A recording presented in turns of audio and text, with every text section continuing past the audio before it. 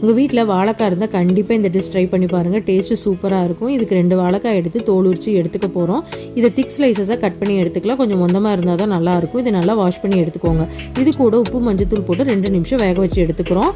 இது ஆஃப் பாயிலானா போதும். தண்ணியை வடிச்சிட்டு 1/4 டீஸ்பூன் உப்பு, 1/2 டீஸ்பூன் மிளகாத்தூள், 1 டீஸ்பூன் கார்ன்ஃப்ளவர், 1 டீஸ்பூன் அரிசி மாவு சேர்த்து நல்லா மிக்ஸ் பண்ணிவிட்டு 20 நிமிஷம் ஊற வச்சுருங்க. இது ஊறினதுக்கப்புறம் எண்ணெயில் நல்லா பொரிச்சு எடுத்துக்க போகிறோங்க.